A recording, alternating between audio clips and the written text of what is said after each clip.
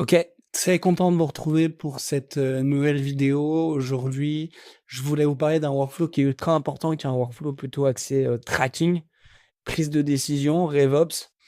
La plupart des boîtes B2B en 2025 et sur 2026 utilisent plusieurs canaux d'acquisition. Parfois en s'en rendant pleinement compte et des fois sans même réellement s'en rendre compte. À titre d'exemple, nous chez Prosbetter, on utilise deux grandes familles de canaux principaux, donc l'inbound et l'outbound. Sur l'inbound, on a tout simplement le contenu que je peux produire sur LinkedIn, cette vidéo YouTube que vous regardez, ma newsletter, le contenu qu'on peut mettre sur le site. Et puis, on a de l'outbound, donc de la prospection.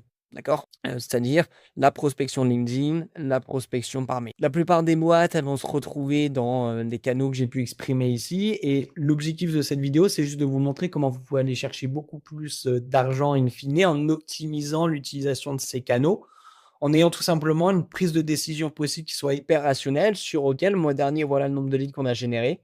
Voilà le nombre qui provenait du contenu LinkedIn. Voilà quel est le top post LinkedIn qui nous a permis d'avoir des rendez-vous. Voilà ce que ça a donné notre troisième campagne sur notre site de tiers 1 en prospection par email.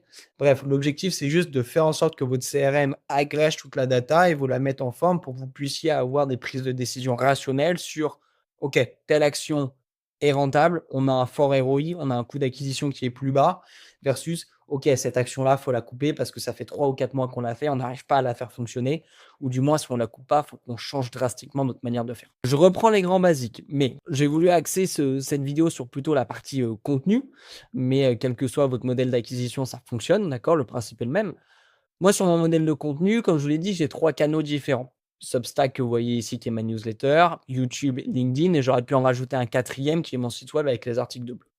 Alors généralement, quand on fait du contenu en B2B, on fonctionne de manière pyramidale inversée, donc en entonnoir. C'est-à-dire que on va essayer de faire rentrer du monde et puis au fur et à mesure de nos contenus, on va venir affiner les personnes qui sont intéressées par notre contenu en le rendant de plus en plus, non pas forcément technique, mais beaucoup plus spécifique, sur notre offre, jusqu'à arriver sur du contenu très transactionnel qui est: «Tiens, j'ai fait une offre, clique sur ce lien, tu peux y accéder». Donc moi, typiquement, le storytelling, ça représente à peu près 10 de mon contenu. Le storytelling, c'est des posts qui n'ont techniquement aucune utilité. C'est simplement pour, essayer de faire augmenter un petit peu ma marque personnelle, faire rentrer du monde sur des sujets qui m'intéressent, toujours liés à l'entrepreneuriat, mais ça peut être aussi sur du sport, ça peut être, sur de la randonnée, sur de l'aventure, ça peut être sur des sujets d'actualité. L'objectif, c'est de faire rentrer du monde en faisant toujours un lien, un paradoxe avec mon activité, mais pour que des personnes qui ne me connaissent pas puissent se dire: «OK, avant même de m'intéresser au contenu, technique professionnel de ce mec-là, je m'intéresse à cette personne-là parce que j'aime bien ce qu'il fait». J'en fais, attention, ça reste une part minoritaire, c'est un contenu sur 10, voire même, franchement, on est proche entre 5 et 10 pour du storytelling. Ensuite, on a de l'éducationnel, c'est 85 du contenu. Ce contenu-là, il a qu'un seul but, c'est un de montrer votre expertise et 2 potentiellement faire ouvrir les yeux à votre client potentiel d'une problématique qui ne se rendait même pas compte qu'il en avait une. Typiquement, les gens qui vont regarder cette vidéo, il y a 2 types. Il y a les personnes qui sont au courant qu'ils ont un problème de tracking, qui se disent: «Wow, trop bien, il y a une vidéo à ce sujet-là, je vais la regarder parce que je vais trouver une solution». Et des personnes qui ne savent pas, qui ont un problème de tracking, mais qui se disent: «OK, le sujet est intéressant, j'ai vu qu'on pouvait aller chercher plus de clients, plus d'argent in fine, plus de ROI, beh, je vais regarder en quoi ça consiste». Et donc, je viens éduquer ces différentes, types de populations, OK? Et puis, les 5 restants, c'est du transactionnel. Là encore, 5 on est plutôt entre 1 et 5. C'est vraiment des posts et du contenu où à la fin, il va avoir un vrai CTA sur: «Tu peux acheter ça en direct vers moi». D'accord? Certaines boîtes vont considérer que du transactionnel, ça peut être une prise de rendez-vous, ça peut être un téléchargement d'un lead magnet. C'est vrai, puisqu'on demande quelque chose à quelqu'un derrière. Maintenant, il y a différentes granularités dans le transactionnel. Ça va être beaucoup plus simple d'avoir une grosse activation de votre audience sur un transactionnel type téléchargement de lead magnet versus quelqu'un qui va devoir acheter votre produit. Bref, j'arrête là pour cette partie-là, mais je trouve que c'est important quand même de le mentionner. Et finalement, du coup, sur vos éléments de passage à l'action, sur votre contenu, vous allez avoir plusieurs possibilités. Là, j'en ai listé 3 les plus fréquentes, mais vous allez proposer à quelqu'un de booker un call avec vous. Vous allez proposer à quelqu'un de télécharger une ressource ou vous allez potentiellement aussi proposer à quelqu'un de directement utiliser votre produit via un free trial. D'accord? Donc, typiquement, on peut avoir l'HubSpot Calendar, Cal.com, iClosed pour du call booké. Pour du lead magnet, on peut avoir n'importe quelle ressource sur laquelle vous faites un lead magnet. Donc, formulaire Tally, Typeform, votre Notion, bon, n'importe quoi. Inscription d'un free trial, là, j'ai mis un petit logo SaaS, c'est-à-dire que pour ça, il faut quand même avoir un produit. Il faut avoir quelque chose où quelqu'un peut se log, créer un account et accéder à un service sur lequel il peut tout simplement naviguer et utiliser par lui-même. Bref, où est-ce que je veux en venir une fois que j'ai dit ça? C'est donc que vous avez potentiellement plusieurs sources d'entrée, d'accord? Ici, dans ce que j'ai dit, vous avez une source d'entrée qui est une source d'entrée, vraiment très transactionnelle avec possibilité de cash immédiat derrière qui est le call booké et d'autres qui sont plutôt des intents, le téléchargement et le free trial. On est d'accord, un free trial, ça peut déboucher sur une prise d'une licence et donc d'un paiement, donc ça peut être très transactionnel. Ce ne sera pas la grosse majorité qui vont le faire. Donc on est plus sur un intent. Et en fait, ce que je veux vous faire comprendre là-dessus, c'est que donc vous avez différents canaux potentiels, d'accord, avec différents, leviers d'activation et même potentiellement, vous avez différents contenus sur ces différents canaux-là. Donc tout ça, ça fait des sources d'entrée différentes. En quoi c'est utile de pouvoir traquer absolument tous les leads qui sont générés par tel ou tel canal? Bah, déjà, pour une raison simple, c'est que sur vos rendez-vous ou sur vos étapes de relance post-téléchargement, etc., ça vous permet d'être ultra précis. C'est pas la même chose quand vous avez quelqu'un en call face à vous, de dire ah bah j'ai vu que tu avais pris rendez-vous, d'ailleurs curieux de savoir d'où tu viens, versus ah bah tiens, j'ai vu que tu avais pris rendez-vous suite à telle vidéo que tu as regardée sur tel sujet. Donc du coup, je me suis permis d'anticiper et de travailler un petit peu sur ce sujet-là parce que j'imagine que c'est un sujet qui t'a parlé. D'accord? C'est complètement différent, idem pour du lead magnet, idem pour du free file. Donc, le workflow en lui-même, il est absolument pas compliqué à faire. C'est que vous devez créer des portes d'entrée. D'accord? Moi, typiquement, si je vais sur moncall.com, j'ai 4 types d'événements d'appel de découverte sur la partie inbound contenu. J'ai mon appel de découverte NWS qui est donc celui de ma newsletter, mon appel de découverte website, mon appel de découverte tout court qui est donc celui relié à LinkedIn et mon appel de découverte sécurité qui est donc mon appel de découverte issu de YouTube. Déjà, en fait, ça me fait 4 calendriers qui sont différents. Ça m'a pris 20 minutes à setup. Donc, je sais que le lien d'un calendrier, je vais venir le mettre uniquement sur le bon canal, sur le canal qui est associé. Mon YouTube, mon LinkedIn, ma newsletter, mon website. Ça vous permet déjà de faire un premier tri. D'accord? Pourquoi? Parce que derrière, quand vous construisez des automatisations ou des liens avec votre CRM, vous pouvez donc dire de manière sûre et certaine que s'il y a eu un rendez-vous booké sur tel calendrier, ça veut dire que la personne est passée par tel canal.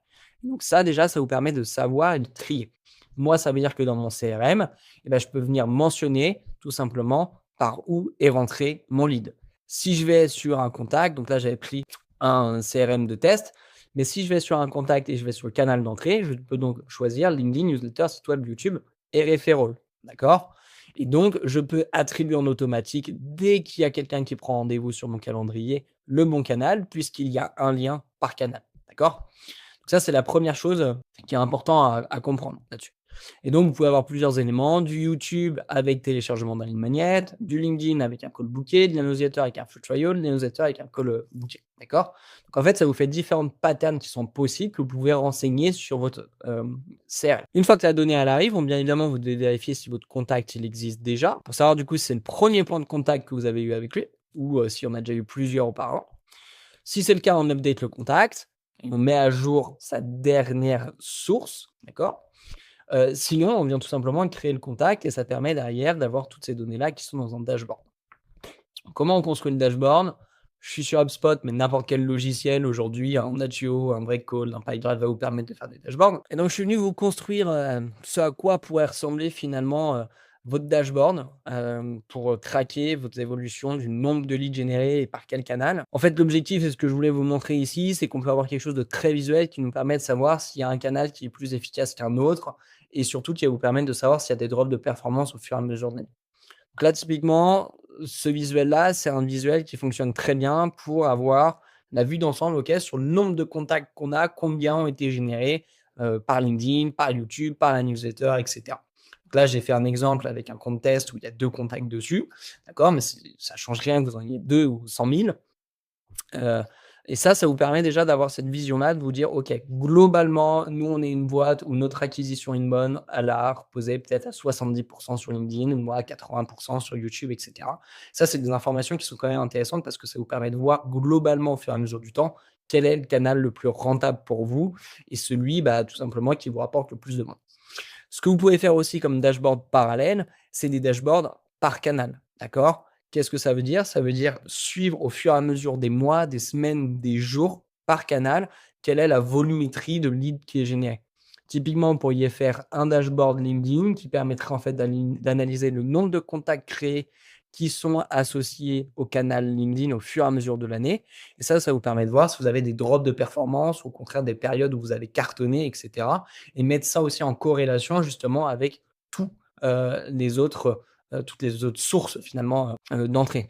Un très bon modèle qui pourrait être utilisé, c'est le modèle zone. D'accord? Vous pourriez au fait avoir un seul schéma, vous auriez les différentes zones et les différentes évolutions par canal. Et ça vous permettrait en un seul coup d'œil de pouvoir comparer sur lequel a été le plus performant en telle période, etc., etc. Voilà, en tout cas, ce qu'il en est pour cette partie tracking. Ce que vous avez à retenir, c'est un autre sujet que du tracking, mais sur la partie contenu, faites bien attention à avoir un système en entonnoir, d'accord? Faites bien aussi attention à avoir un système du coup qui vous permette de traquer efficacement quelle est la source d'entrée de vos leads. Donc pour ça, moi je peux vous recommander par exemple prise de rendez-vous avec un calendrier en ligne, d'avoir un calendrier pour chaque gros canal que vous avez. Et puis un autre point qu'on n'a pas abordé, mais qui est quelque chose d'inévitable pour du tracking, c'est la notion d'UTM pour avoir beaucoup plus de granularité. Je vous donne un exemple de l'utilité d'un UTM. Ici, j'ai un calendrier du coup qui me permet de savoir si une personne vient depuis YouTube. Très bien. Si quelqu'un réserve du coup depuis YouTube, je sais qu'il vient depuis YouTube, ce qui est une bonne base de départ, mais je ne sais pas depuis quelle vidéo. Donc, je ne peux pas préparer quelque chose en lien avec cette vidéo-là. Je ne peux pas lui envoyer un petit message personnalisé en lien avec cette vidéo-là. Et du coup, je ne peux pas surtout savoir quelles sont les typologies de vidéos qui me permettent de générer le plus de leads. D'accord? Alors que si je mets un UTM sur le lien de ma prise de rendez-vous spéciale YouTube, je peux donc dire à mon CRM, OK, cette personne-là vient de YouTube et en plus, voilà de quelle vidéo il vient. Tiens, vidéo sur un workflow clé pour créer des landing pages dynamiques. Bah, ça me permet d'avoir des informations pour derrière mon closing, pour la relation potentielle avec mon futur client et des relations aussi statistiques où du coup, je pourrais aussi venir savoir potentiellement que, tiens, mes vidéos sur des workflows sur YouTube, c'est 80% de mes leads. Donc en fait, finalement, tout le reste, est-ce que c'est utile que je mette encore de l'énergie et de l'investissement dessus? Voilà à quoi ça pourrait servir d'avoir du coup des UTM pour beaucoup plus de granularité. De toute façon, il n'y a pas de mystère dans un business. Traquez absolument tout ce que vous pouvez. Alors, ne créez pas forcément une machine à gaz dès le début parce que ça va être compliqué à suivre.